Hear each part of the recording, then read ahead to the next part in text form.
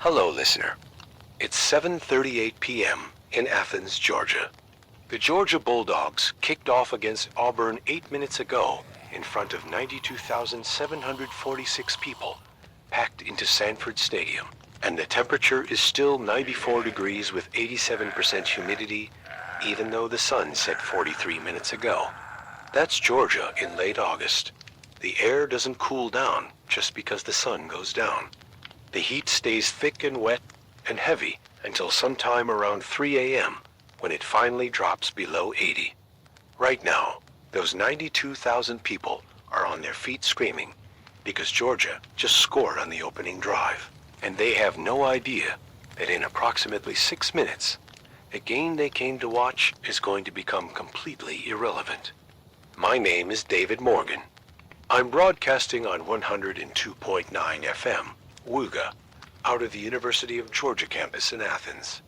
Normally, at 7:38 p.m. on a Saturday, when the Bulldogs are playing at home, I'd be doing play-by-play, or I'd be off the air entirely, because everyone in the state of Georgia is listening to the game broadcast, not to anything else. Tonight I'm on the air because 4 minutes ago I received a call from an EMT working the stadium medical station that made me understand immediately that this was not going to be a normal game night in Athens. Here's what I know. At approximately 7:24 p.m., during pre-game warm-ups when the stadium was already at capacity, a vendor working the lower bowl concessions collapsed near section 102. This is not unusual. Stadium Medical handles heat exhaustion cases at every August game because 94 degrees in a concrete bowl with 92,000 bodies produces conditions that are genuinely dangerous, even when you're just sitting still.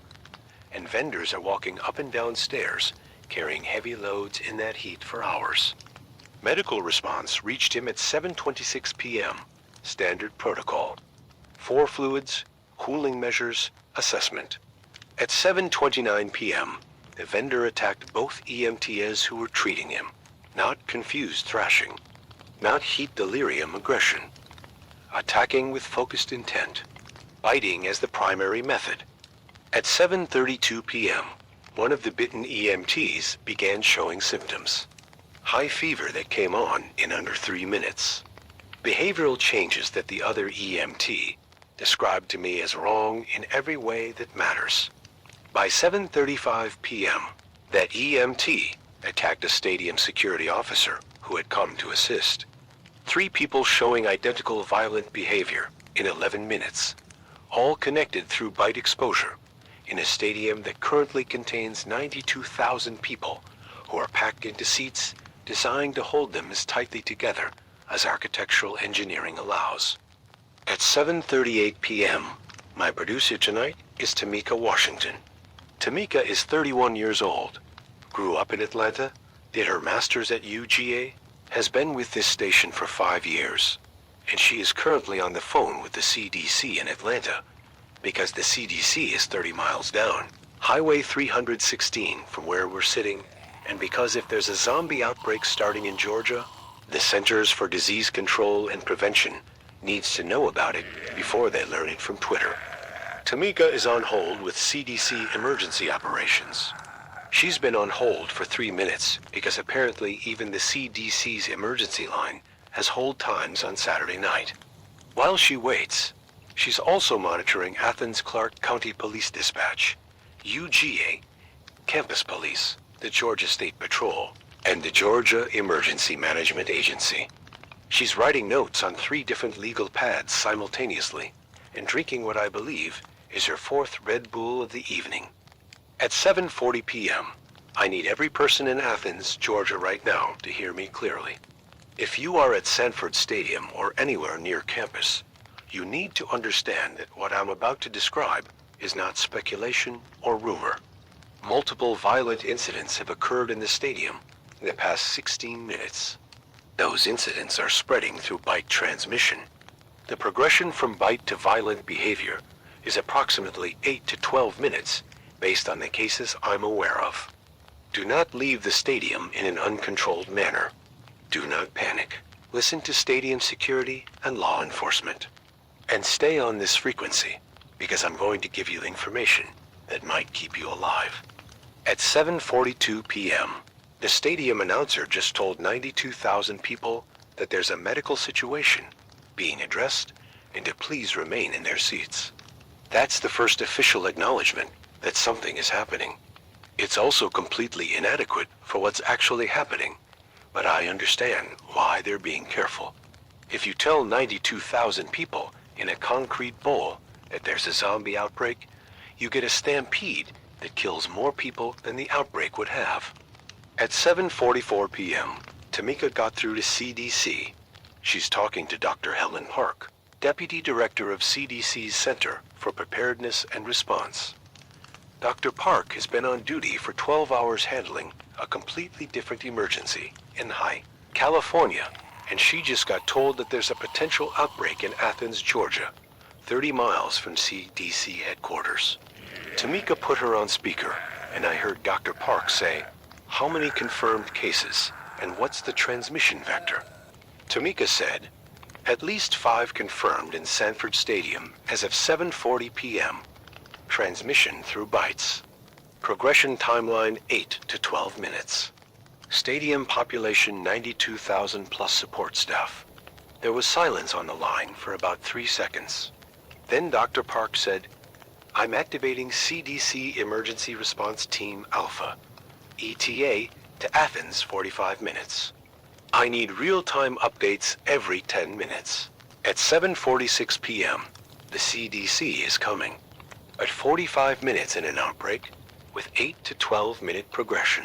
Cycles means we're going to go through approximately 4 transmission generations before CDC arrives. If we start with 5 infected, and each infected person bites 3 others before they're contained or degraded, the math gets very bad very quickly." At 7:48 p.m., Athens Clarke County Police issued their first statement. It said they were responding to multiple violent incidents at Sanford Stadium, and that they were coordinating with UGA police and stadium security. It did not use the words outbreak or infection or bite. It said violent incidents and coordinating response. Tamika looked at me and said, "They're not ready to say it yet." I said, "We are." At 7:50 p.m., I'm going to tell you something about Georgia that shapes everything that happens tonight. Georgia has approximately 10.7 million people. 6 million of them live in the Atlanta metropolitan area. Athens, where we are right now, has a population of about 130,000, which swells to over 200,000 when UGA is in session. Tonight, with a home football game, the population of Athens temporarily increased by 92,000 people who drove here from all over the state and region. Those 92,000 people came in cars. They're parked in lots and garages and on residential streets throughout Athens. When this game ends, or when people decide to leave, they're going to get in those cars and drive home. Some of them live in Atlanta. Some live in Savannah. Some drove from Alabama or South Carolina or Florida. If any of them are infected before they leave Athens, they're taking the infection with them. At 7:53 p.m., I received my first call from inside the stadium.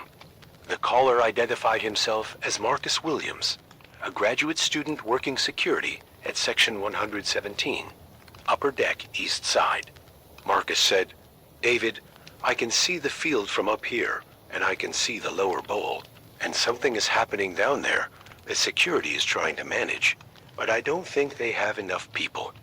I'm watching what looks like at least 10 individuals moving through the lower bowl in a way that's causing crowd disturbance. People are getting up from their seats. People are moving toward the exits. We're about 3 minutes away from panic." I said, "Marcus, what's your position relative to exits?"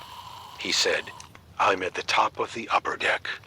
I have clear access to exterior stairs, but there are probably 15,000 people between me and those stairs if everyone on this level decides to leave at once." I said, "Stay where you are for now. You're in an elevated position with visibility. That's valuable. When you need to move, you'll know." He said, "Copy that." He said it like he knew what it meant, which made me think Marcus might have military or law enforcement background. At 7:56 p.m., the temperature is 93 degrees. In a concrete stadium bowl that's been baking all day and is now full of 92,000 people generating body heat, the temperature is probably closer to 97 or 98. That matters because heat affects the progression timeline. Based on data from other outbreaks in hot climates, the Georgia heat and humidity are going to accelerate every biological process involved in the infection. 8 to 12 minute progression might become 6 to 10 minutes. Peak mobility might be shorter. Degradation might come faster. But faster degradation still means infected are dangerous for 45 to 60 minutes. And in that window, they can spread it to dozens of others. At 7:58 p.m., the game stopped. Not officially stopped with a whistle and announcement. Just stopped because the players and coaches and officials, all simultaneously, realized that something in the stands was more important than football.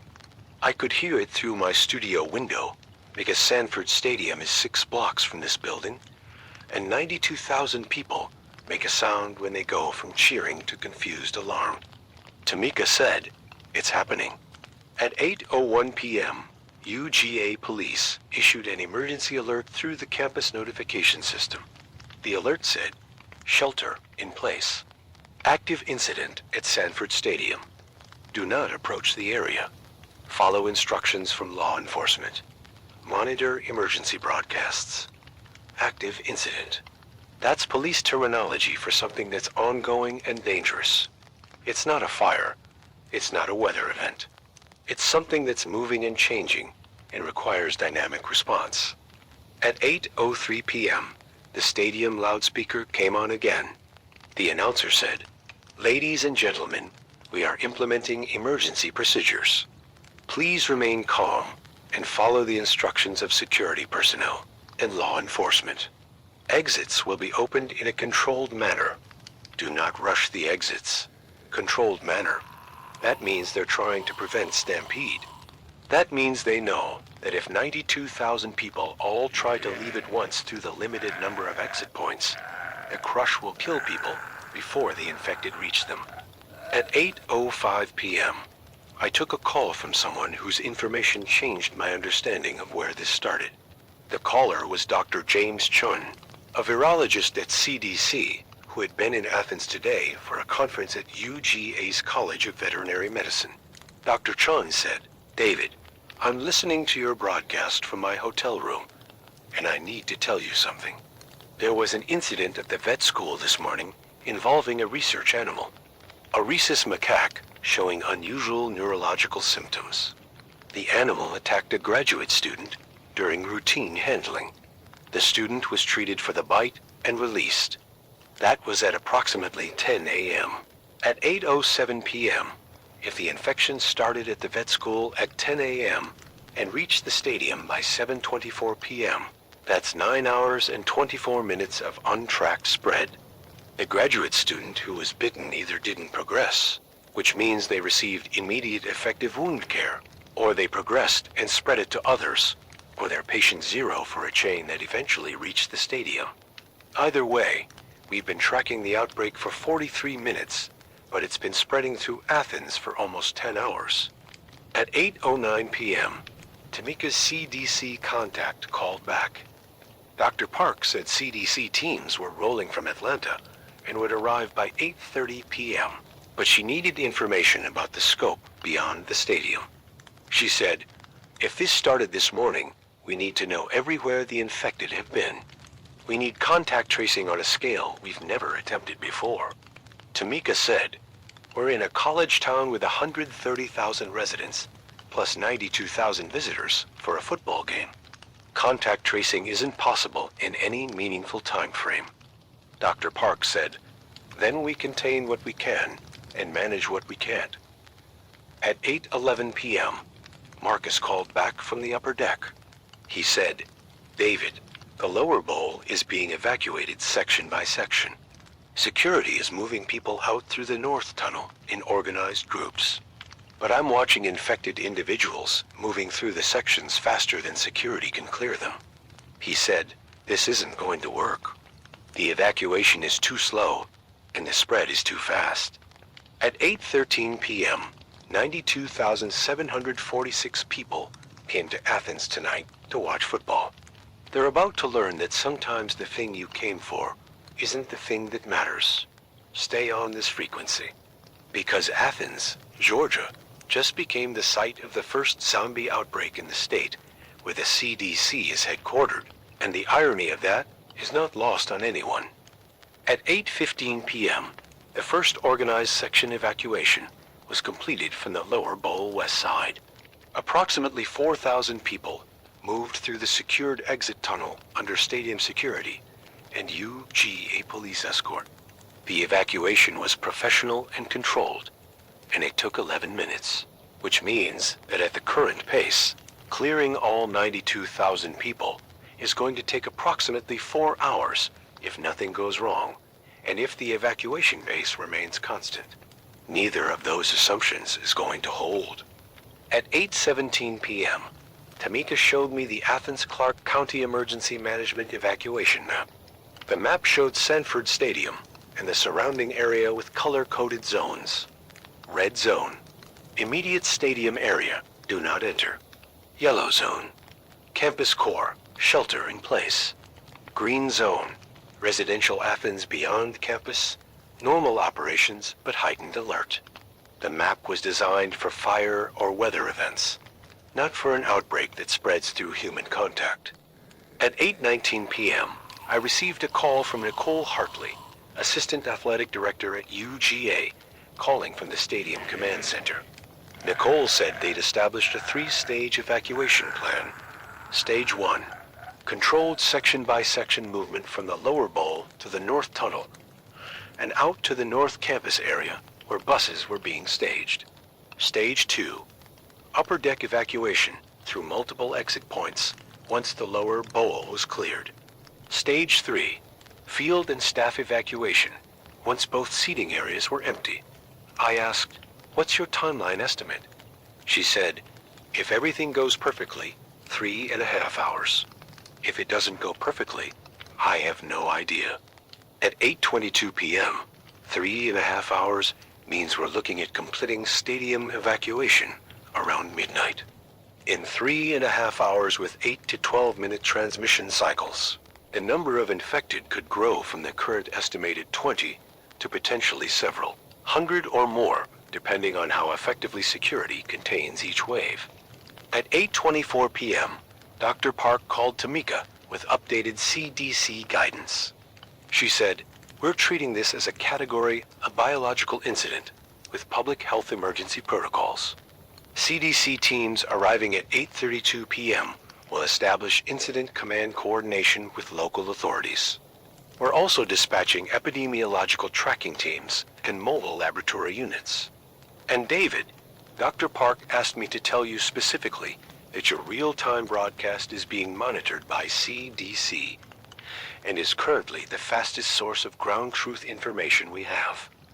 I said, "Tell Dr. Park that we're going to keep broadcasting for as long as Athens needs us." At 8:27 p.m., the temperature had dropped to 91 degrees, but the humidity was still 87%, which meant the heat index was still in the upper 90s. Georgia summer nights are not cool. They're just less hot than the daytime. And less hot still means conditions that are going to accelerate the biological processes driving this infection. At 8:29 p.m., I want to do something that Tamika has been telling me I need to do since this broadcast started. If you're listening to WUEA 102.9 right now, because you're in Athens or you're somewhere in Georgia, monitoring what's happening, you're listening to local public radio that exists because this community supports it. We're not a commercial station with advertising revenue. We're funded by listeners and by the university. If this broadcast is helping you tonight, if you're in the stadium or on campus or somewhere in Athens, and this frequency is giving you information faster than official channels, then subscribe to Outbreak FM on YouTube if you're watching this later. Tell us in the comments where you are right now, what part of the stadium or campus you're in. And if you want to support what we do, there's a Buy Me a Coffee link in the description. Tamika and I are going to be here through the night, and coffee is going to be a significant part of that. Support local radio. It's here when you need it. At 8:32 p.m., the CDC team arrived at Athens-Clarke County Emergency Operations Center on Hancock Avenue. Dr. Park led a team of 12 specialists, including epidemiologists, medical officers, and emergency coordinators. They immediately established connection with UGM Police, Athens-Clarke County Police, Georgia State Patrol, and Stadium Incident Command. The coordination that should have taken an hour happened in approximately 6 minutes because CDC doesn't waste time during category incidents. At 8:35 p.m., Marcus updated from his upper deck position. He said, "David, I can see the entire lower bowl now that some sections have been evacuated. I count approximately 30 to 40 infected individuals scattered through the sections that are still occupied. Security is engaging some of them. Some are just moving through the crowd. And I need to tell you something else. The people who were evacuated in the first wave, they're being held in the North Campus area for medical screening before being released. That's smart protocol, but it means we have approximately 4,000 people standing in an outdoor area in 91-degree heat, waiting to be processed. And if any of them were exposed but haven't shown symptoms yet, that holding area becomes a secondary outbreak point." At 8:37 p.m., Marcus's observation is exactly the kind of tactical reality that changes response strategies. You can't just evacuate people into an unsecured area without assessment. But assessment takes time. And time means people are standing in dense groups in heat that's accelerating any infections that are in progress. At 8:39 p.m., Dr. Chon called back. He'd left his hotel and was now at the UGA Veterinary School, where the initial incident occurred this morning. He said, "David, I've reviewed the incident report and the animal involved. The macaque was part of a prion disease study.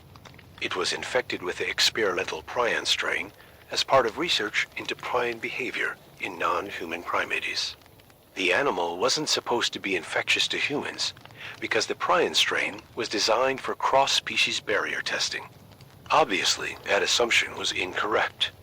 I said, "Are you telling me this outbreak originated from a research study at UGA?" He said, "I'm telling you the prion strain in Athens tonight was created in a laboratory 30 yards from where I'm standing. And if it crossed the species barrier from macaque to human more easily than predicted, we need to revise every assumption we have about this pathogen's behavior." At 8:42 p.m., a laboratory origin prion strain that crossed species barriers means CDC's response protocols might need adjustment because this isn't a natural pathogen. It's a research variant with potentially different characteristics from the strains documented in other outbreaks. It also means that UGA's research protocols and containment procedures are going to be investigated by every federal agency with jurisdiction over biological research. At 8:45 p.m., I took a call from a student named Jennifer Park, no relation to Dr. Park at CDC, who was in her dorm room in Russell Hall on the east side of campus. Jennifer said, "David, I can hear the stadium from my window, and I can hear sirens everywhere, and I'm looking at Twitter, and people are posting videos from inside the stadium, and it looks like chaos. Should I leave campus?" I said, "Jennifer, where would you go?" She said, "I have a car. I could drive home to Marietta." I said, "That's 45 miles through Atlanta metro traffic on a Saturday night. Your dorm room has a lockable door and campus security in proximity to emergency response. Your car has none of those things and puts you on highways where you don't know the situation. Stay in your room unless you receive specific instructions to evacuate from UGA police." She said, "So I just sit here?" I said, "You sit there and you monitor information and you stay ready to move if the situation changes. That's not passive. That's tactical awareness. At 8:48 p.m., the first CDC medical assessment station was established on North Campus near the bus staging area. The 4,000 people evacuated in the first wave were being processed through rapid screening, temperature check, visual wound assessment, exposure interview. Anyone with bites or fever was being diverted to isolation assessment. Anyone clear was being released to buses that would transport them to the Athens Classic Center for secondary assessment and eventual release.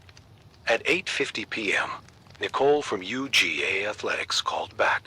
She said the second wave evacuation was beginning for the Lower Bowl East Side. Another estimated 4,000 people moving out through secured routes. She said the field had been cleared of players, coaches, officials, and support staff. The teams were in their locker rooms being held for assessment. She said, "David, I need you to understand something. We train for evacuations. We have protocols, but we train for fire and weather and building failure. We don't train for this.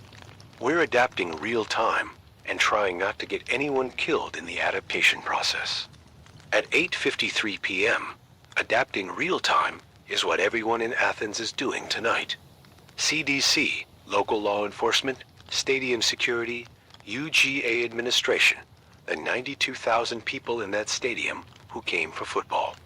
Everyone is learning how to respond to something they didn't know they'd need to respond to. At 8:55 p.m., Tamika got an update from Georgia Emergency Managency. The governor had activated the Georgia National Guard, and units from Fort Benning and the Georgia Defense Force were being mobilized. ETA for initial Guard presence in Athens, approximately 90 minutes. Timeline for significant force deployment, 3 to 4 hours. 3 to 4 hours puts major military support in Athens around midnight to 1 a.m., which coincides with the projected completion of stadium evacuation if everything goes according to plan. At 8:58 p.m., the temperature dropped to 89 degrees. Still hot, still humid, still conditions that are accelerating infection progression, and still conditions that are making degradation faster than temperate baseline. Georgia heat works for us and against us simultaneously. At 9:01 p.m., Marcus reported a critical development.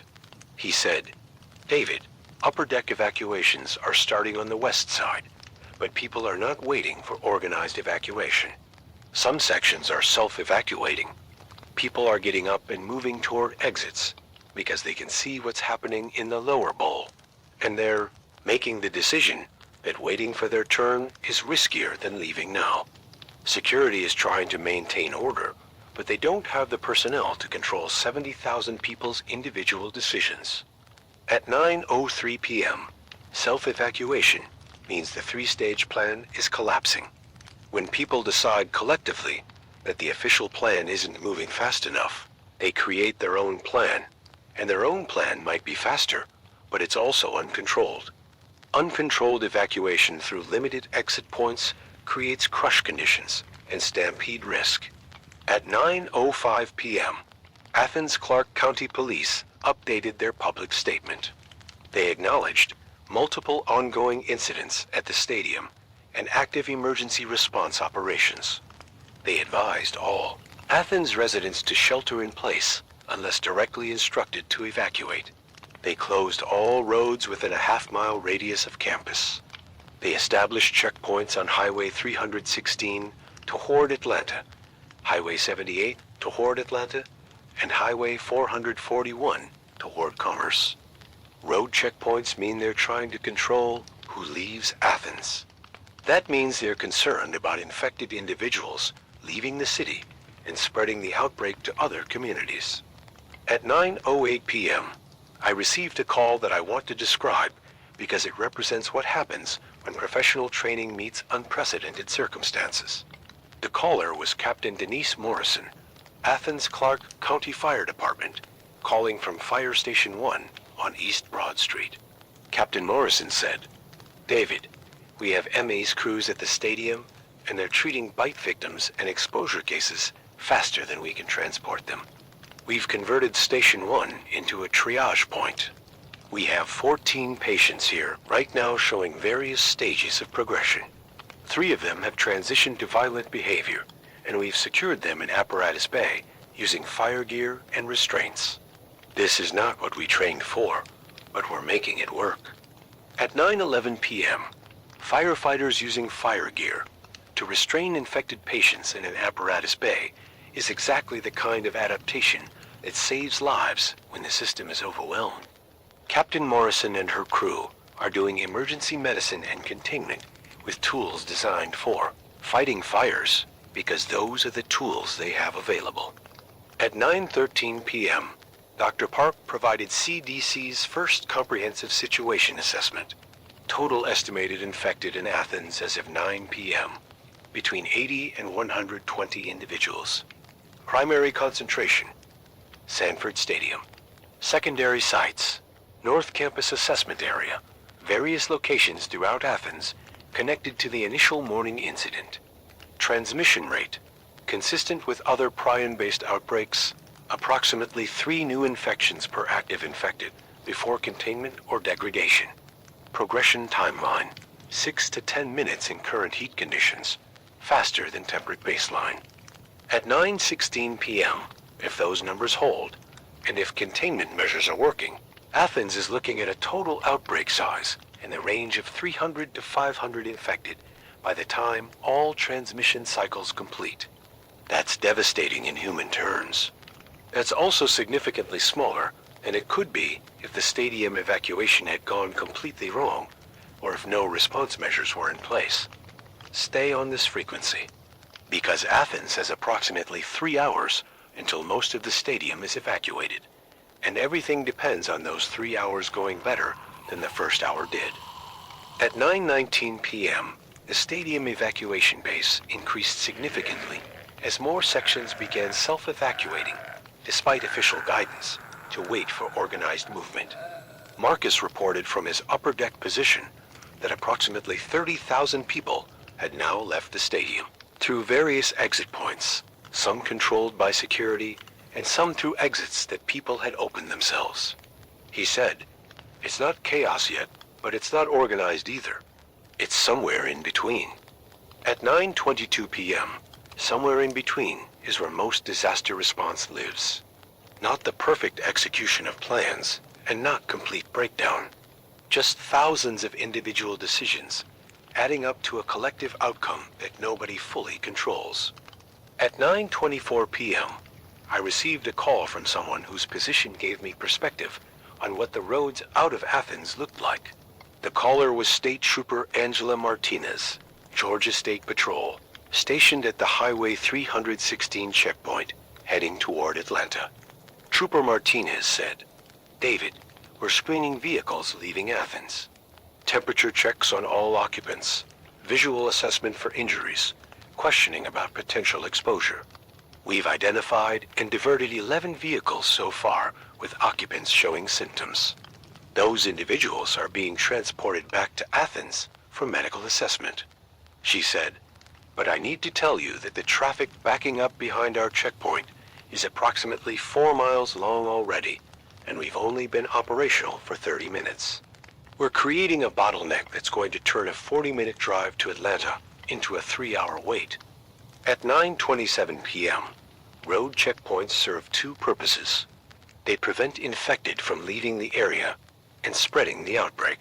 They also create massive traffic delays that trap potentially infected people in their vehicles in Georgia heat for hours. It's the right public health decision, and it's also going to be miserable for the thousands of people sitting on Highway 316 tonight. At 9:29 p.m., Dr. Chun called with updated information from the veterinary school investigation. He said, "David, I've confirmed that the macaque involved in this morning's incident was infected with a prion strain designated SCP-47, which was being studied for its unusual thermal stability characteristics. The researchers were specifically looking at how prions behave in elevated temperature conditions. The irony is that the pathogen's stability in heat is probably why it's performing so effectively in Georgia's summer temperatures." It was designed to not degrade quickly in warm conditions. I said, "Are you telling me the characteristics that make this outbreak worse in Georgia heat were intentionally built into the pathogen?" He said, "I'm telling you the research was trying to understand prying behavior in warm climates, and the unintended consequence is that we now have that exact scenario playing out in real conditions." At 9:32 p.m., a thermally stable prion strain in 90-degree Georgia heat means the infected might maintain peak mobility longer than in other hot climate outbreaks. Arizona's extreme heat degraded infected quickly. Georgia's heat is accelerating progression, but might not be degrading infected as fast as we'd expect. That changes the timeline for when infected become immobile. At 9:35 p.m., Tamika showed me social media analysis that she'd been tracking through her phone. Videos from inside the stadium were spreading across Twitter, TikTok, Instagram, and Facebook. Most were posted in the first 30 minutes of the outbreak, before people realized that posting to social media during evacuation might not be the best use of attention. The videos showed crowd movement, security responses, and in some cases infected individuals, though most people filming didn't understand what they were filming. Tamika said, "The social media spread is creating information chaos. People are seeing these videos and making decisions based on incomplete understanding. Some are driving to Athens to try to pick up family members. Some are spreading rumors that are worse than the reality. Some are demanding government response faster than government response can actually happen." At 9:38 p.m., social media during crisis is a double-edged sword. It documents reality, and it distorts reality simultaneously. Tonight, it's doing both in Athens. At 9:40 p.m., Nicole called from Stadium Command with the next phase update. The lower bowl was approximately 60% evacuated. The upper deck was approximately 40% evacuated. Total stadium population had decreased from 92,000 to approximately 40,000, which meant 52,000 people had successfully left the building in the past hour and 22 minutes. She said, "At current pace, we're looking at complete evacuation by 11 p.m., which is better than our initial 3.5-hour estimate." At 9:43 p.m., better than estimated is good news unless the acceleration is coming from uncontrolled self-evacuation that's creating secondary problems. I asked Nicole about stampede risk and crush injuries. She said they'd had 3 reported injuries from crowd pressure in exit corridors, all minor, all treated on site. She said, "We're lucky so far." Lucky can change fast, but so far we're lucky. At 9:46 p.m., Marcus reported that his section was beginning organized evacuation. He said, "David, I'm going to lose cell signal when I leave my current position. I wanted to tell you before that happens that what I've seen tonight from up here is 92,000. People mostly making smart decisions under terrible circumstances. Most of the crowd has been calm. Most have followed guidance. The chaos we feared didn't fully materialize because people are better at crisis response than we give them credit for." I said, "Marcus, get out safe. And thank you for being eyes when we needed eyes." He said, "Anytime, David. Go Dogs." At 9:49 p.m., "Go Dogs" during a zombie outbreak is the most Georgia thing I've ever heard, and I'm going to remember that Marcus Williams said it. At 9:52 p.m., the first National Guard elements arrived in Athens. A convoy of approximately 120 soldiers from Fort Benning, 2 hours south of Athens, had been mobilized immediately when the governor's order came through, and they'd driven straight up I-85 at speeds that regular traffic doesn't normally achieve. Colonel Sarah Mitchell, Guard Commander, established coordination with CDC and local law enforcement and began deploying units to secure the perimeter around campus and to support evacuation operations. Colonel Mitchell called into our broadcast at 9:55 p.m. She said, "David, I'm told your frequency is the primary information source for Athens residents right now. I need you to relay Guard presence and capabilities. We have personnel, We have equipment, we have medical support, and we're establishing a coordinated response that will be operational at full capacity within the next 60 minutes. I broadcast it immediately. The National Guard is here, not just coming here. That changes the resource equation significantly. At 9:58 p.m., Jennifer from Russell Hall called back. She said, "David, I stayed in my room like you said, but I need to tell you what I'm seeing from my window. There are people on campus who aren't students and aren't walking like normal people walk. I've seen at least 3 in the past 20 minutes moving through the residential quad area." She said, "I don't think they're contained to the stadium anymore." At 10:01 p.m., infected individuals on campus outside the stadium area means either they spread from the stadium before evacuation began, or they're connected to the morning incident that Dr. Chon described, and they've been in Athens all day. Either way, the outbreak perimeter is larger than the stadium boundary. At 10:03 p.m., Athens Clark County Police updated their guidance. Shelter-in-place order extended to all of Athens Clark County, not just campus area.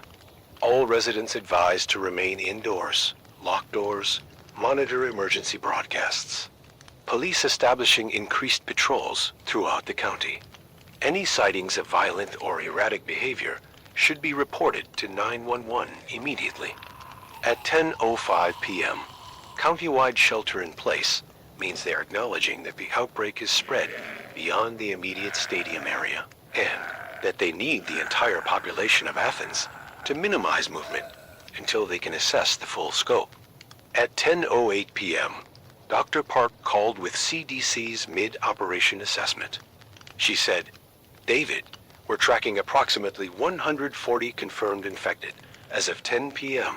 Stadium evacuation is progressing better than worst-case projections. Road checkpoints are identifying and diverting potentially exposed individuals. We have mobile lab units processing samples to confirm the prion strain and identify any mutations from the original research variant. And we need people to understand that this situation is being managed professionally by every agency with resources to contribute." At 10:11 p.m., professionally managed doesn't mean perfectly controlled. It means people with training and equipment are doing what they're trained to do with the resources available. Tonight, that's CDC, National Guard, local law enforcement, UGA Police, Fire Department, MZ, Stadium Security, and probably 50 other organizations I haven't named. Professional management keeps bad situations from becoming catastrophic. At 10:14 p.m., Trooper Martinez called back from the Highway 316 checkpoint. She said, "David, we've now diverted 23 vehicles with symptomatic occupants. All have been transported back to Athens for medical isolation. The traffic backup behind our checkpoint is now 7 miles long. We're estimating 3 to 4 hour delays for people trying to leave Athens." I said, "Are people cooperative?" She said, "Mostly. Some are angry about the delay. Some understand why we're doing it. One person tried to drive around the checkpoint and was stopped by spike strips and is now facing multiple charges. But mostly people are just hot and tired and scared and waiting." At 10:17 p.m., 7 miles of traffic is approximately 14,000 vehicles, assuming normal spacing, which is approximately 35 to 40,000 people sitting in cars waiting to be screened. Some of those people are fine. Some might be infected and progressing while they wait. The checkpoint is both protecting Atlanta and creating a potential secondary outbreak site in the traffic queue. At 10:20 p.m., Captain Morrison from Fire Station 1 called with an update on their makeshift triage facility. She said, "We've now treated 32 patients. 14 have progressed to violent behavior and are restrained in various parts of the station. 7 are showing early symptoms and are under observation. 11 received immediate wound decontamination and are not progressing. That's roughly a 30% success rate with immediate treatment, which is lower than the 75% we've heard from other outbreaks." I asked, "Why do you think the success rate is lower?" She said, the heat. People are sweating, wounds are staying wet. Antiseptic isn't penetrating as effectively in these conditions. Or the prion strain has different characteristics. Or we're just seeing statistical variance in a small sample. I don't know, but I know that immediate treatment is still giving people a chance. At 10:23 p.m., 30% success rate is not 75%, but it's infinitely better than 0%. Immediate wound care still matters even if it's not as effective as we'd hoped. At 10:26 p.m., the temperature dropped to 86 degrees. It's been dropping about 1 degree every 15 minutes since sunset, which means by midnight we'll be around 82 degrees. By 3 a.m., when Georgia nights finally cool down, we might reach 78. That's still warm by most standards, but it's 20 degrees cooler than game time, and those 20 degrees are going to affect infected mobility. At 10:29 p.m., Nicole reported that stadium population was down to approximately 20,000. 72,000 evacuated in 2 hours and 11 minutes. Upper deck was nearly empty. Lower bowl had scattered sections still occupied. The field-level suites and press box were being evacuated under guard supervision. She said, "We are in the final phase. Barring catastrophic developments, we'll have everyone out by 11:15. At 10:32 p.m., final phase means we're approaching the transition from evacuation crisis to assessment and clearing operations. The stadium goes from being full of people who need to leave to being a structure that needs to be systematically cleared to ensure no infected remain inside." At 10:35 p.m., Dr. Chun provided his final assessment from the veterinary school. He said the research lab had been secured by CDC. All materials related to SCP-47 were being confiscated for analysis, and the principal investigator was cooperating fully with federal authorities.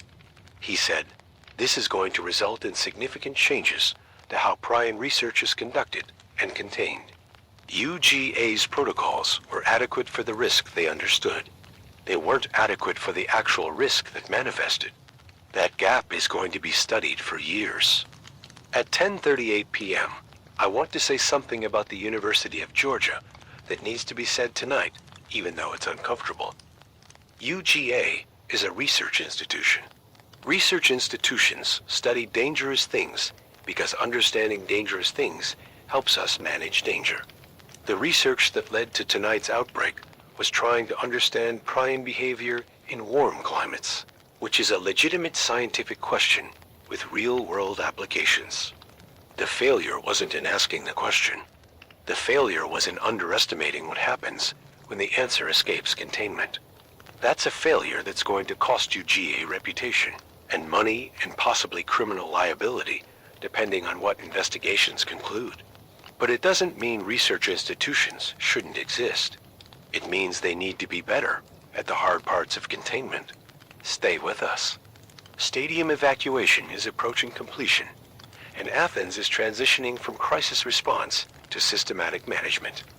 At 10:41 p.m., the stadium evacuation entered its final stage with approximately 15,000 people remaining inside. Most were in the lower bowl sections that had been held longest because they were closest to the initial outbreak site and required the most careful evacuation protocols. Nicole reported that guard units were now inside the stadium supporting stadium security and UGA police in the final clearance. At 10:44 p.m., Jennifer called back from Russell Hall. She said, "David, I just watched campus police and guard personnel clear the residential quad outside my dorm. They had 3 infected individuals cornered near the dining hall. They were professional about it. They gave warnings. They used non-lethal options first, but ultimately they had to neutralize the threat." She said, "I'm watching this from my 4th floor window, and it's real in a way that listening to you describe it wasn't." She said it like someone who was processing trauma in real time. I said, "Jennifer, you're doing exactly what you need to do. You're secure, you're observing, you're processing. When this is over, you're going to need to talk to someone about what you saw tonight. UGA's counseling center is going to be very busy in the coming weeks. Use them." She said, "I will." Then she said, "Thank you for being here on the radio. It helps knowing someone is paying attention." At 10:47 p.m., someone is paying attention. Approximately 30,000 people are listening to WUGA right now, based on our streaming analytics, which is 30 times our normal Saturday night audience. People want information, and they want a voice that's not official government channels, because government channels are necessarily careful and measured, and sometimes what you need is just someone saying what's actually happening. At 10:50 p.m., Tamika received updated medical data from CDC's mobile lab units that had been processing samples since arrival. Dr. Park called it in personally. She said the prion strain confirmed as SCP-47 matched the research variant from UGA's veterinary school with one significant mutation. The mutation affected the prion's thermal stability, making it even more resistant to heat degradation than the original strain. She said, "This is what happens sometimes with prions. They mutate. Slowly, but they mutate. And a mutation that makes them more thermally stable means they persist longer in warm conditions." I asked, "What does that mean for infected mobility timelines?" She said, "It means the 60 to 90-minute baseline mobility window might be longer in Georgia heat than we initially predicted. Possibly 90 to 120 minutes before complete degradation. The heat is accelerating progression, but the mutation is slowing degradation. It's a worst of both worlds scenario." At 10:53 p.m., 90 to 120 minutes of mobility means infected from the earliest stadium incidents, who we thought would be immobile by now, might still be partially mobile. That extends the dangerous window, and it means clearing operations need to be more careful about assuming infected have degraded just because sufficient time has passed. At 10:56 p.m., Colonel Mitchell provided the National Guard operational status. Current Guard presence in Athens, approximately 400 soldiers. Additional units arriving hourly. Perimeter security established around campus and downtown Athens. Checkpoints operational on all major roads. Mobile medical units deployed to support CDC assessment operations. Clearing teams prepared to begin systematic building-by-building searches at first light. Colonel Mitchell said, "We're transitioning from reactive emergency response to proactive area clearance. That transition happens around midnight when stadium evacuation completes, and we have resources freed up from evacuation security to deploy to clearing operations." At 10:59 p.m., proactive area clearance is military terminology for going through every building, every residence, every business in Athens, and verifying it's secure. In a city of 130,000 plus 92,000 visitors, that's weeks of work. But it starts tonight. At 11:02 p.m., Nicole reported stadium population at approximately 8,000. The final sections were being evacuated under heavy security presence. The infected individuals who had been in the stadium at various stages of the outbreak were either neutralized, contained, or degraded. She said, "We're going to make it. Barring something unexpected in the next hour, we're going to evacuate this stadium without catastrophic casualties." At 11:05 p.m., without catastrophic casualties is not the same as without casualties. People died tonight. People were bitten and transitioned and were neutralized by security or guard or police. Families lost members. Friends lost friends. The number isn't final yet because counting isn't complete, but it's significant and it's going to be felt in Athens for years. At 11:08 p.m., I took a call from a caller who identified himself as Timothy Bradford, UGA sophomore, who had been at the game with his girlfriend and her family. Timothy said, "David, we got out in the first organized evacuation wave. We were processed through CDC screening. We're clear. But my girlfriend's father wasn't with us. He went to get drinks from a concession stand during the first quarter, and we never saw him again. She said, "We've been calling his phone. We've been checking the evacuation lists. We don't know if he made it out, or if he's still in the stadium, or if something happened to him." I said, "Timothy, have you registered him with the Family Reunification Center that Athens Clarke County set up?" He said, "I didn't know there was one." I said, "It's at the Athens Classic Center. Go there. Give them his information. They're coordinating with all the evacuation processing points and medical facilities. If he's been processed through any official channel, they'll be able to tell you." At 11:11 p.m., family reunification is the term emergency management uses for helping people find each other after disasters. It's clinical terminology for something that's emotionally devastating, which is not knowing where someone you love is, or whether they're alive. At 11:14 p.m., the stadium evacuation was declared complete by Nicole. Final count, approximately 89,000 people successfully evacuated over 3 hours and 36 minutes. Approximately 3,000 unaccounted for, which included people who left before organized evacuation began, people who were transported directly to medical facilities, people who were neutralized during the outbreak, and people whose status was simply unknown pending full accounting. 3,000 unaccounted for out of 92,000. Most of them are fine and just haven't been processed through official tracking yet. Some of them aren't fine. The accounting is going to take days. At 11:17 p.m., Colonel Mitchell announced that clearing operations would begin immediately now that evacuation was complete. Guard teams supplemented by UGA Police and Athens Clarke County Police would systematically clear the stadium section by section, starting with the lower bowl where the outbreak began. Timeline for complete stadium clearance, estimated 4 to 6 hours. At 11:20 p.m., Trooper Martinez reported from the Highway 316 checkpoint that traffic was finally beginning to move more smoothly as processing procedures became more efficient. The 7-mile backup had decreased to approximately 4 miles. She said, "We've processed over 10,000 vehicles at this point. We've diverted 41 with symptomatic occupants. That's less than half of 1% of vehicles, which suggests most people who left Athens were uninfected." At 11:23 p.m., less than half of 1% is good news in percentage terms. It's also 41 vehicles of potentially infected people who were trying to leave Athens and who would have reached Atlanta or other communities if the checkpoints hadn't been established. The checkpoints worked. At 11:26 p.m., Captain Morrison provided the final triage update from Fire Station 1.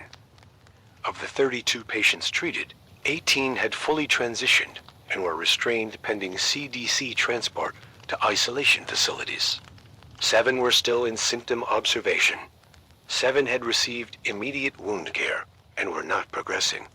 She said, "The 7 who aren't progressing are going to be transported to Piedmont Athens Regional for overnight observation, but preliminary indication is they're clear." 7 people out of 32 who survived because they got immediate wound care. That's not a high percentage, but it's 7 people who are alive because Athens Fire Department had antiseptic and training and the willingness to try. At 11:29 p.m., Dr. Park called with CDC's evening summary. Total confirmed infected in Athens, 187. Neutralized through law enforcement and guard action, 83. In medical custody and isolation, 64. Status unknown, 40. Civilian casualties, estimated between 40 and 70 pending complete accounting. Emergency responder casualties, 4 injuries, 1 fatality, an Athens Clarke County police officer who was bitten during initial stadium response. I broadcast those numbers, and I sat with them for a moment, because they deserve to be sat with. 187 infected, 40 to 70 dead. 1 police officer killed doing his job. Those aren't statistics. Those are people whose names we're going to learn in the coming days as the accounting completes. At 11:32 p.m., Dr. Park also said something that I want to share because it represents CDC's long-term perspective on what happened tonight. She said, Athens is going to be studied as a case study in outbreak response in an urban environment with advanced CDC presence. The response wasn't perfect. We had a laboratory containment failure. We had initial delayed recognition. We had challenges with information dissemination and crowd management. But we also had rapid CDC deployment, effective checkpoint establishment, professional security response, and a population that mostly followed guidance. The outcome could have been significantly worse. At 11:35 p.m., could have been worse is not the same as good, but it's honest assessment from someone who sees disaster response professionally and understands that preventing worst-case outcomes is sometimes the best you can achieve. At 11:38 p.m., the temperature reached 84 degrees. By 2 a.m., it would be around 80. The overnight low would bottom out around 78 by 4 a.m. Georgia nights are warm, but they do eventually cool, and that cooling is going to further degrade any infected who remain mobile. At 11:41 p.m., Jennifer reported from Russell Hall that the residential quad had been cleared by guard and police, and that students were being allowed to move to the dining hall for food and water under escort. She said, "It feels like the emergency is transitioning to recovery, like we're not in immediate danger anymore, and now we're just managing the aftermath." At 11:44 p.m., transitioning from emergency to recovery is exactly the phase Athens is entering. Not over, not safe to ignore, but no longer crisis. Now, it's systematic management and accounting and investigation, and eventually return to normal operations with changed protocols. At 11:47 p.m., Timothy called back. He'd gone to the family reunification center and found his girlfriend's father.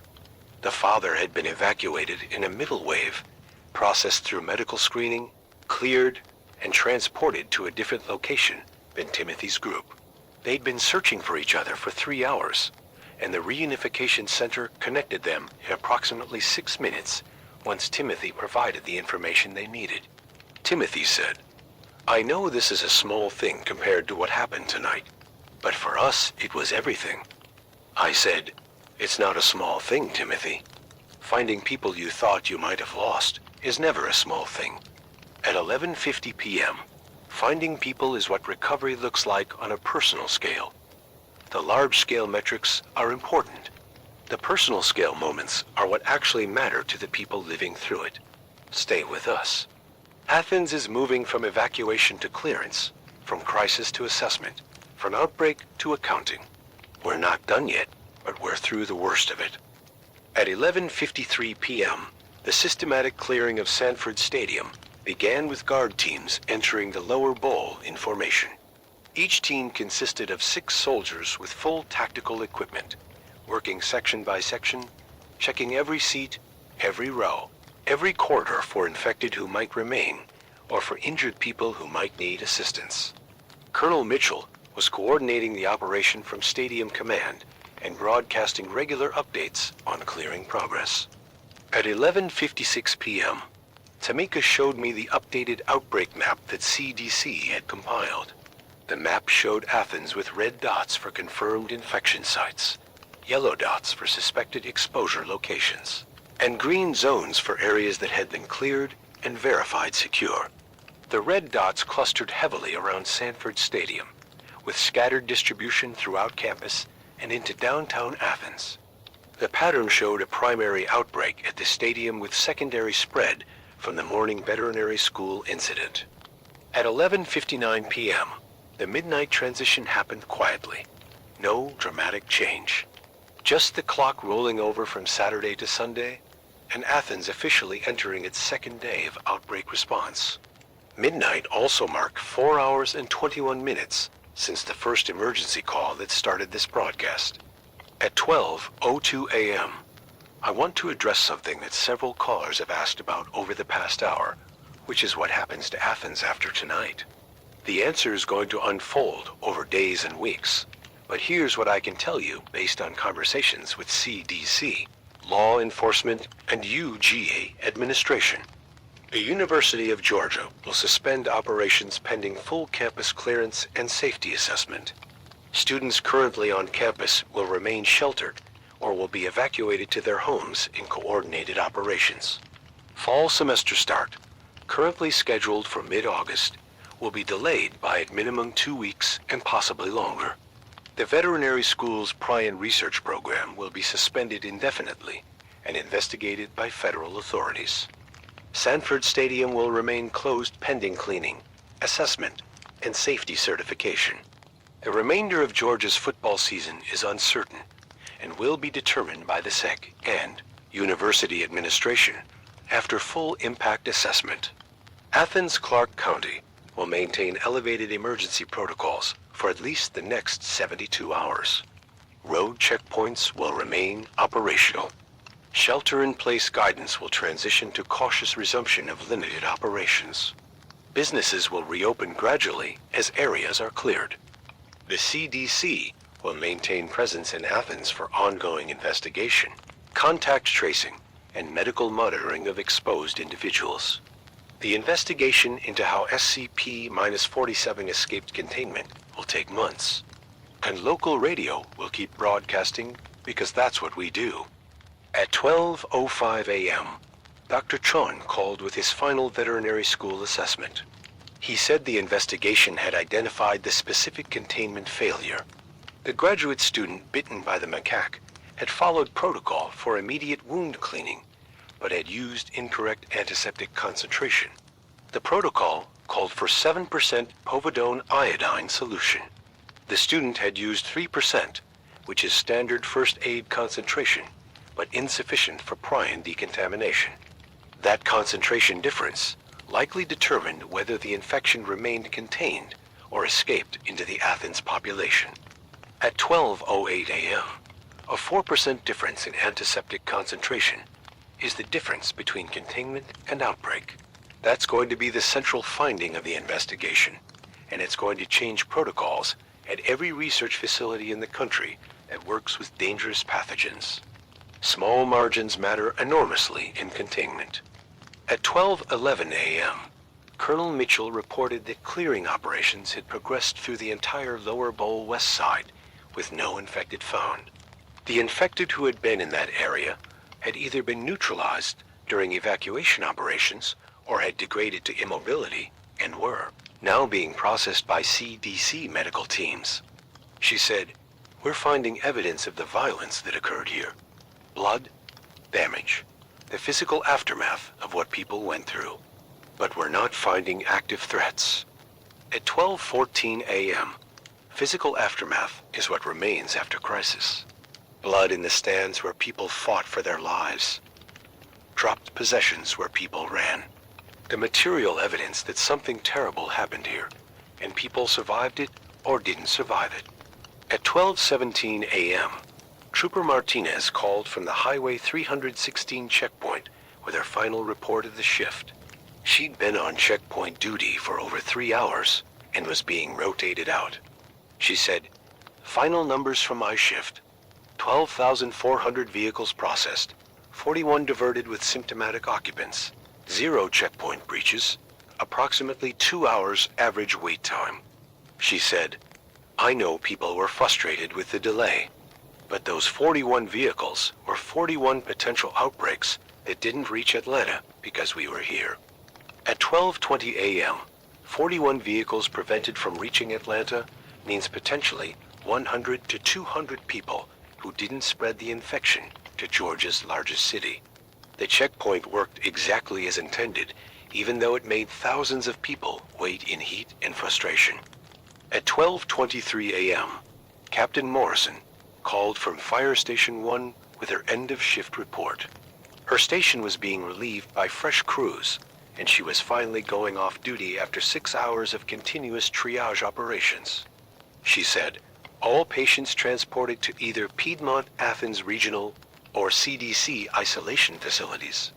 Station cleared and returning to normal operations." She said, "I've been a firefighter for 18 years, and I've never had a shift like tonight. I hope I never have another one. But I'm glad we were here when people needed us." At 12:26 a.m., glad we were here when people needed us is what public service sounds like when it's honest about the cost and honest about the value. At 12:29 a.m., Dr. Park provided CDC's midnight assessment. She said, Athens outbreak is contained. Active case identification continuing, but no new infections reported in the past 90 minutes. Road checkpoints effective at preventing geographic spread. Medical facilities adequately managing patient load. Federal investigation into research containment failure beginning tomorrow. CDC maintaining operational presence in Athens for minimum 72 hours. She said, David, I want to say something directly to Athens residents listening. Tonight was terrible. People died. People were infected. Families were separated. But the response worked. The combination of immediate CDC presence, professional law enforcement, National Guard support, and public cooperation prevented this from becoming a regional or statewide outbreak. Athens held the line. At 12:32 a.m., Athens held the line. That's going to be the summary when people study tonight. Not that it was perfect, that it held. At 12:35 a.m., Nicole called from Stadium Command for her final update. She said, Stadium evacuation complete. Clearing operations 60% complete. Estimated full clearance by 4 a.m. She said, I've worked for UGA Athletics for 12 years. I've managed games in all conditions. Tonight wasn't a game. Tonight was something else entirely. And I'm proud of how our people responded. At 12:38 a.m., the temperature had dropped to 82 degrees. The forecasted low of 78 would arrive around 4 a.m., which coincided with the estimated completion of stadium clearing operations. The heat that had been part of tonight's story since 7:38 p.m. was finally breaking, and with it, the environmental factors that had been accelerating infection. At 12:41 a.m., I received a call from someone whose voice I recognized immediately because I'd been on this frequency with him for 5 hours. Marcus Williams, the graduate student security worker, who'd been in the upper deck providing eyes on the stadium. Marcus said, David, I made it out. I'm at the Classic Center going through secondary assessment. I'm clear, but I needed to call and tell you that what I watched tonight from that upper deck is going to stay with me forever. I watched 92,000 people face something they never expected to face and mostly make good decisions. I watched security and police and guard do their jobs under impossible circumstances. And I listened to you give people information that helped them make those good decisions. Marcus paused.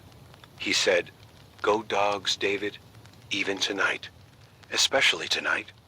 At 12:44 a.m., especially tonight. That's Georgia football culture in one phrase. Even during the worst night the stadium has ever seen, the community identity holds.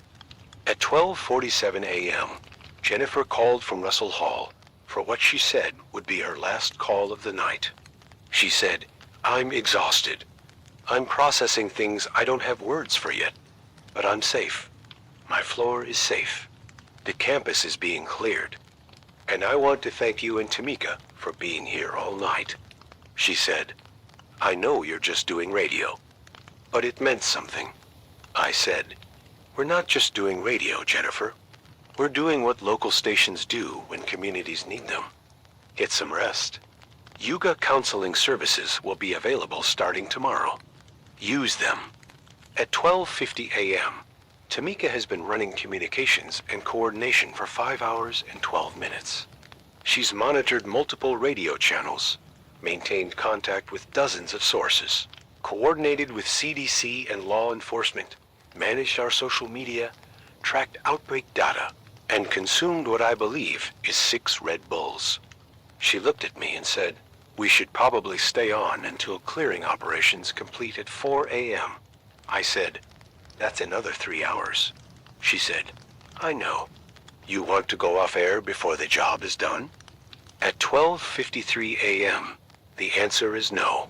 We're staying on until Athens doesn't need us anymore. At 12:56 a.m., Timothy called back one more time.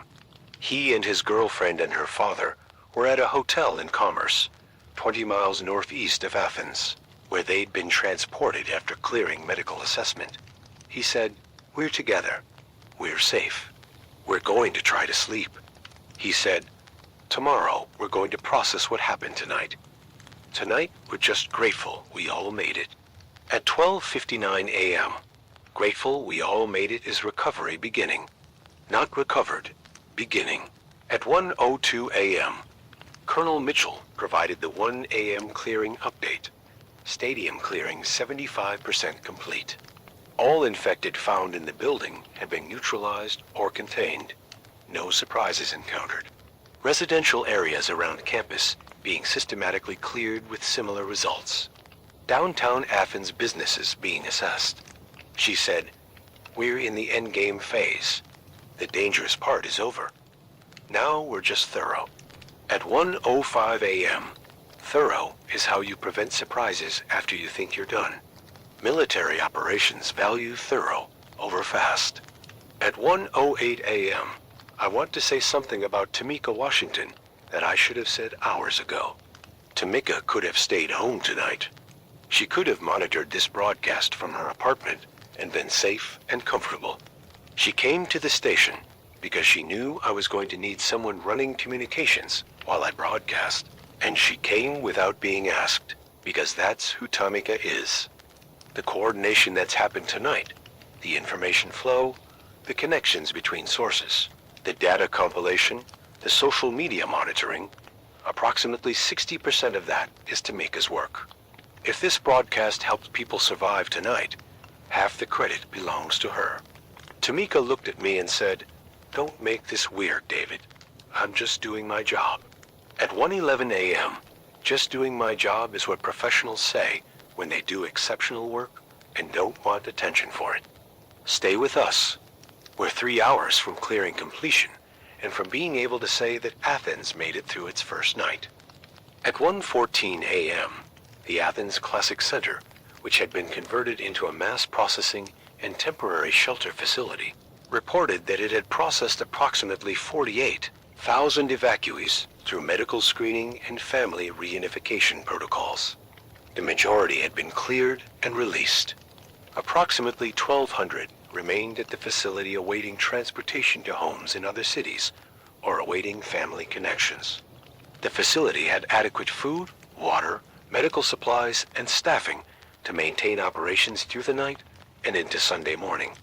At 1:17 a.m., 48,000 people processed means roughly half of the stadium population went through the Classic Center, while the other half either drove themselves home after checkpoint screening or used alternative routes out of Athens. The Classic Center served as the hub for organized exit from the crisis. At 1:20 a.m., Dr. Park called with updated casualty accounting. She said, "David, I'm going to give you numbers that are preliminary, but more accurate than earlier estimates. Total infected confirmed, 201. Deceased, 47. These are people who died either from infection progression or from injuries sustained during evacuation.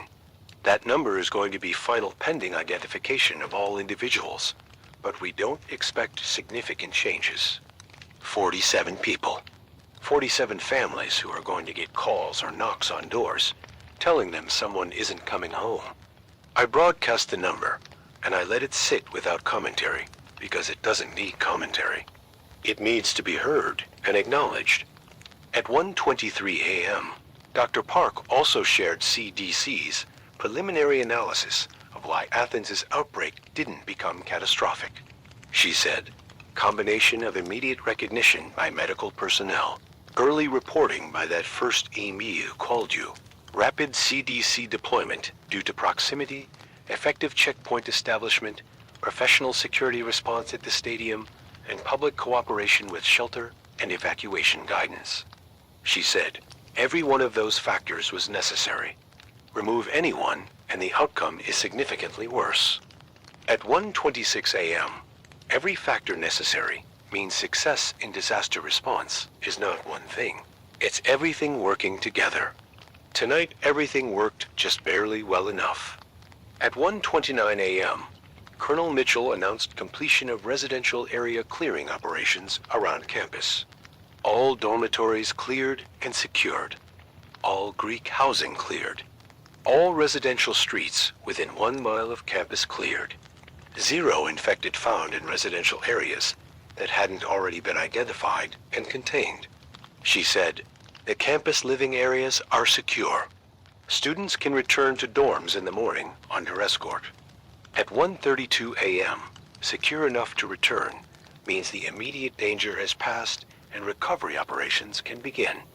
Not normal operations yet, recovery operations. There's a difference. At 1:35 a.m., I took a call from UGA President Dr. Marcus Hamilton, calling from Emergency Command Center on campus. President Hamilton said, "David, I've been monitoring your broadcast since approximately 8 p.m. I want to thank you for providing accurate information during a crisis where misinformation could have caused additional casualties." He said, "The University of Georgia is going to conduct a complete review of what happened tonight, starting with our research protocols and extending through our emergency response procedures. We owe that to the people who died and to the people who survived." At 1:38 a.m., complete review is university administrator language for investigation that will be thorough and painful and will result in people losing jobs and policies changing, and money being spent and trust being rebuilt slowly over years. At 1:41 a.m., the temperature dropped to 80 degrees. The overnight low was approaching. The Georgia summer night was finally delivering the limited cooling that late August nights provide. By 3 or 4 a.m., we'd be in the mid to upper 70s, which is still warm by most standards, but is 20 degrees cooler than game time. At 1:44 a.m., Trooper Martinez's replacement at the Highway 316 checkpoint reported that traffic was flowing normally with only minimal delay for screening. The massive backup had cleared. The checkpoint would remain operational through the morning, but at reduced intensity. Most people who were going to leave Athens had already left. At 1:47 a.m., Dr. Chun called with his final assessment from the investigation perspective. He said CDC, FBI, and Georgia Bureau of Investigation were establishing a joint task force to investigate the research containment failure. The task force would examine UGA's protocols, the graduate students' training and actions, the adequacy of safety equipment, the institutional oversight, and whether any criminal negligence occurred. He said, "This investigation is going to take months and is going to be exhaustive. The research community naturally needs to understand what went wrong and how to prevent it." At 1:50 a.m., exhaustive investigation means every decision, every protocol, every safety measure is going to be examined and questioned and evaluated. That's appropriate when people die because containment failed. It's also going to be brutal for everyone involved. At 1:53 a.m., Captain Morrison's replacement at Fire Station 1 reported that the station had returned to normal operations and was back in service for regular fire and medical calls. The makeshift triage facility had been dismantled, the restraints and containment measures removed, the station cleaned, the apparatus ready. Athens Fire Department was operational again. At 1:56 a.m., back in service means the emergency resources that were diverted to outbreak response are available again for normal emergencies. That's infrastructure recovery in real time.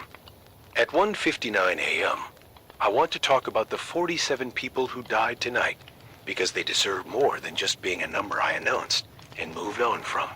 Those 47 people came to Athens to watch football. Some were students. Some were alumni. Some were just fans. They came with families and friends. They had plans for after the game. They had Sunday plans. They had lives that were interrupted permanently by something they had no reason to expect and no way to prepare for. Their names are going to be released as families are notified. Their stories are going to be told by people who knew them. They're going to be mourned and remembered and missed. And Athens is going to carry those 47 losses as part of what happened here tonight. At 2:02 a.m., I broadcast that because sometimes the most important thing a broadcaster does is acknowledge loss plainly, and without trying to make it mean something beyond what it means, which is that people died, and that matters. At 2:05 a.m., Nicole reported from Stadium Command that clearing operations were 90% complete. All accessible areas of the stadium had been cleared. Remaining operations focused on mechanical spaces, utility corridors, and areas that required special access. Colonel Mitchell estimated completion by 3:30 a.m., earlier than the 4 a.m. estimate. At 2:08 a.m., earlier than estimated means the clearing teams are working efficiently and finding conditions better than worst-case projections. That's what you hope for in recovery operations. At 2:11 a.m., Jennifer called war time.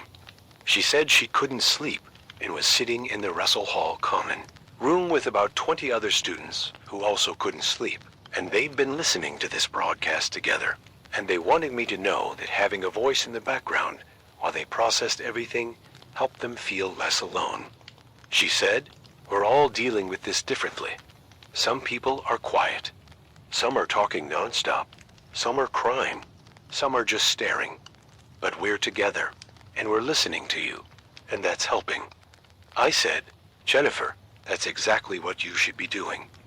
Being together, processing together. The worst thing you can do after tonight is isolate.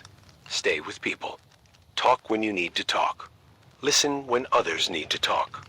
And use the counseling services when they're available." At 2:14 a.m., being together after trauma is healing in ways that being alone isn't. Jennifer and those 20 students are doing recovery right. At 2:17 a.m., Tamika looked at the clock and looked at me and said, "We've been on the air for 6 hours and 39 minutes. That's probably some kind of station record for continuous emergency broadcast."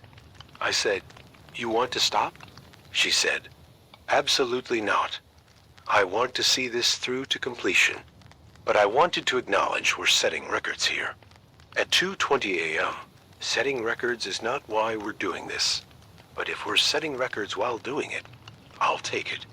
At 2:23 a.m., the CDC's mobile laboratory units completed their analysis of the SCP-47 mutation.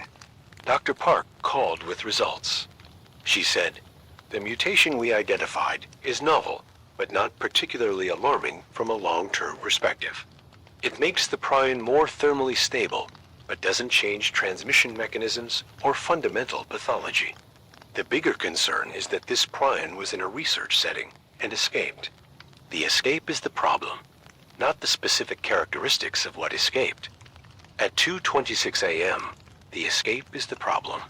That's going to be the regulatory focus, not banning prion research. Making containment protocols adequate for the actual risks." At 2:29 a.m., Colonel Mitchell called with the penultimate clearing update.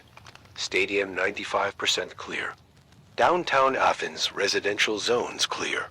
Campus academic buildings being cleared systematically. Commercial district being assessed building by building. She said, "Athens is securing.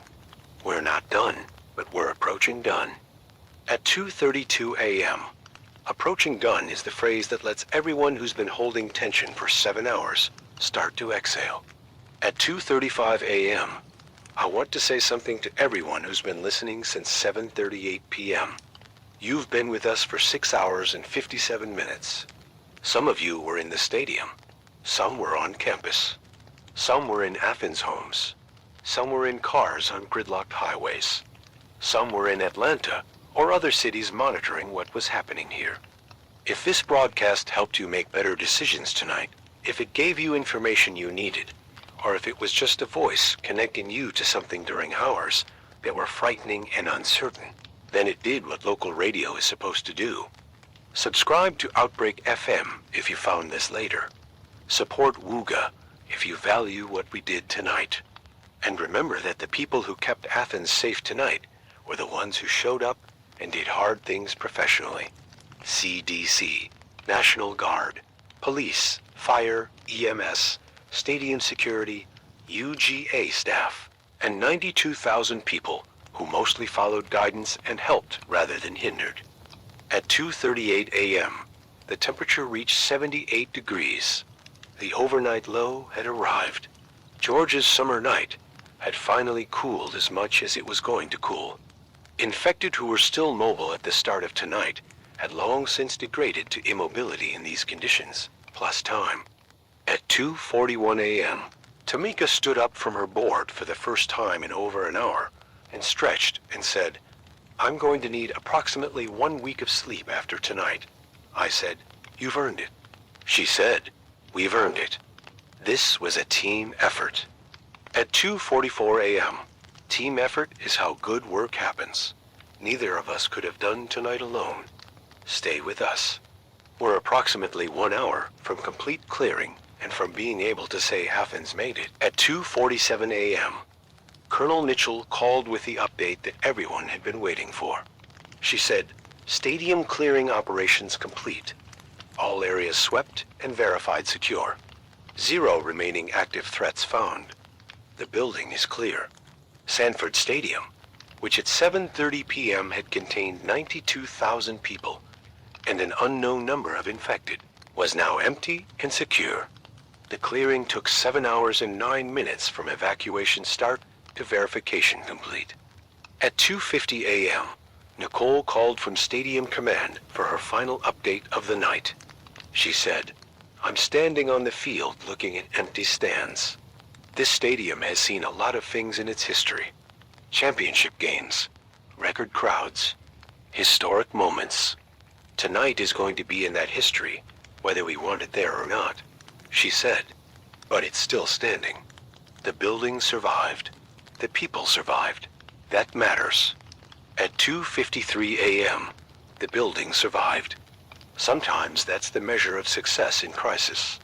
Not that it went well, that the essential things remained intact. At 2:56 a.m., Dr. Park provided CDC's final assessment of the night. She said, "Athens outbreak contained.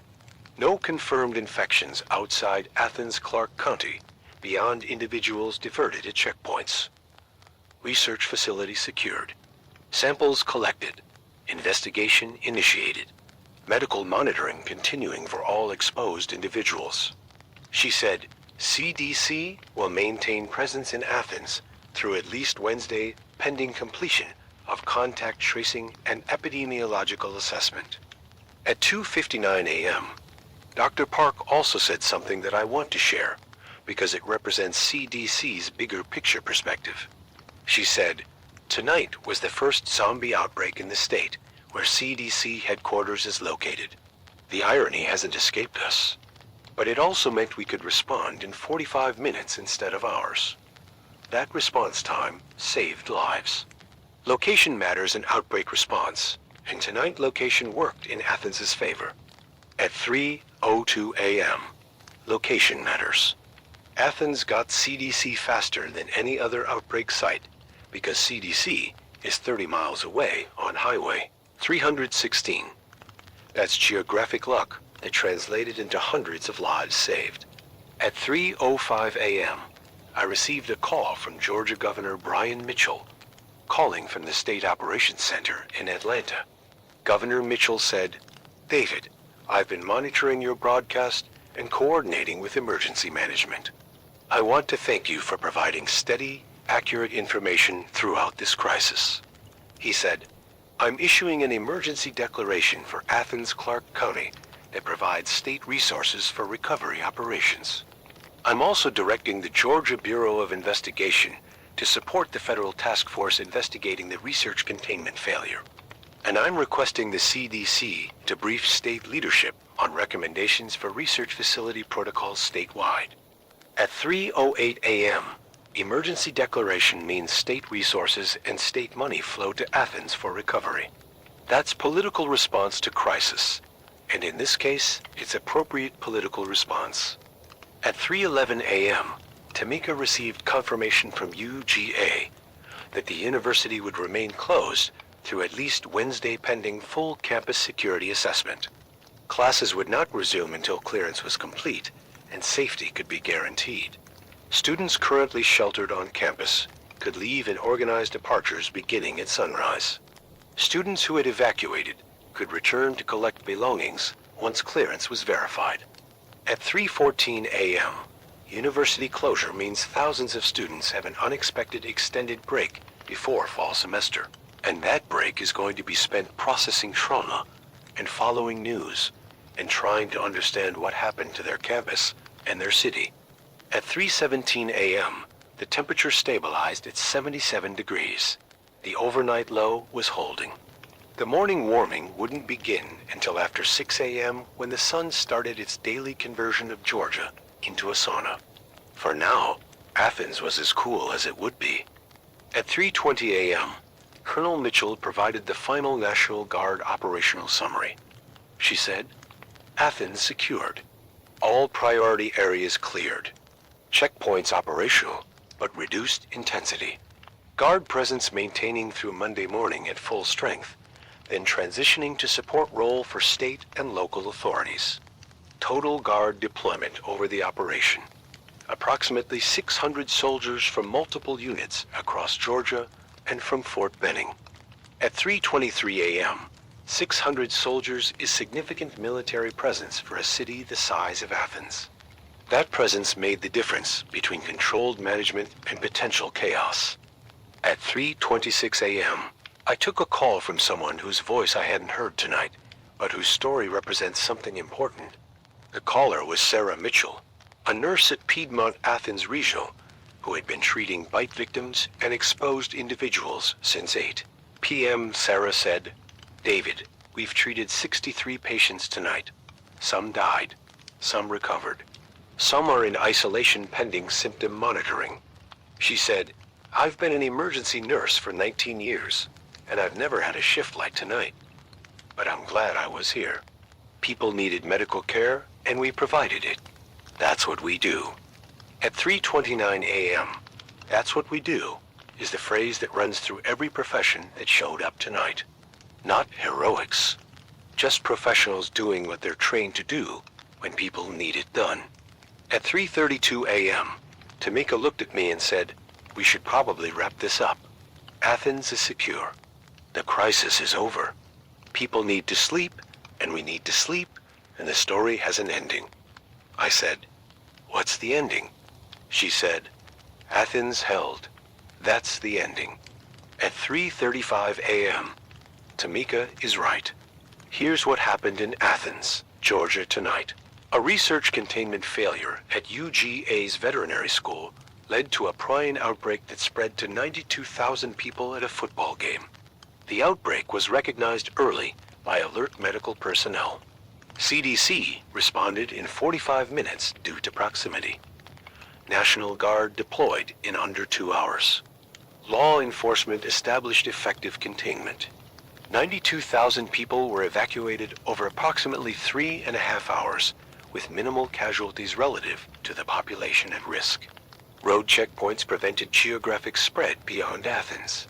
Medical facilities treated hundreds of patients, and 47 people died. Those deaths are not acceptable. They're not collateral damage. They're people who came to watch football and died because containment failed at a research facility. Their deaths are going to drive policy changes and regulatory reforms, and probably criminal investigations. But the deaths could have been in the thousands if response had been slower or less coordinated, or if public cooperation had been lacking. Athens held the line between outbreak and catastrophe. That's the accurate assessment. At 3:38 a.m., I want to acknowledge some people specifically before we close out this broadcast. Tamika Washington, who ran communications for 8 hours straight and made most of this coordination possible.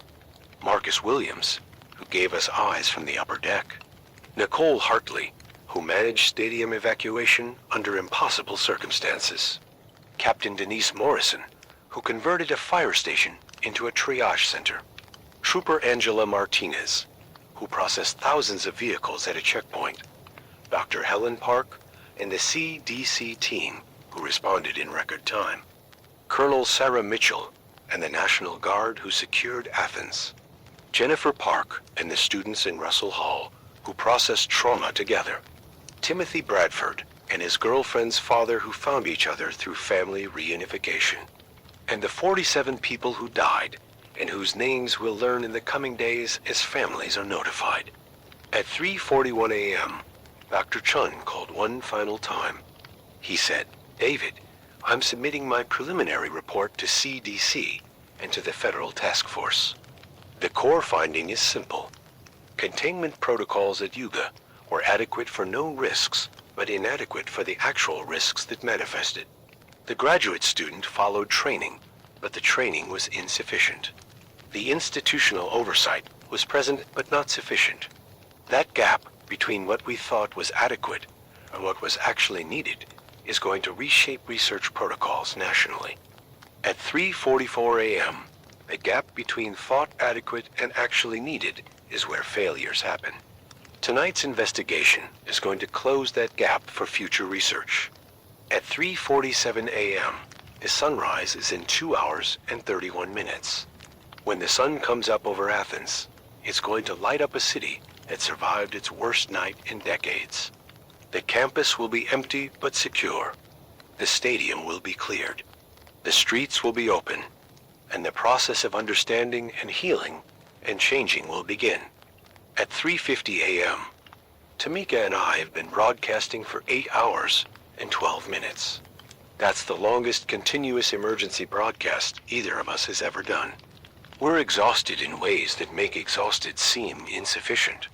But we stayed because Athens needed information and coordination and a voice connecting everything together. If this broadcast helped you survive tonight, we're glad we were here. At 3:53 a.m., I'm going to stay on this frequency until sunrise, because someone might still need to hear a voice. Tamika is going to take a break, and I'm going to broadcast updates as they come in, but the crisis broadcasting is done. Now it's just company through the last hours of darkness. At 3:56 a.m., Yuga President Hamilton announced that a memorial service would be held Wednesday for those who died. The service would be open to the public, would honor every victim, and would be the university's official moment of collective grief and remembrance.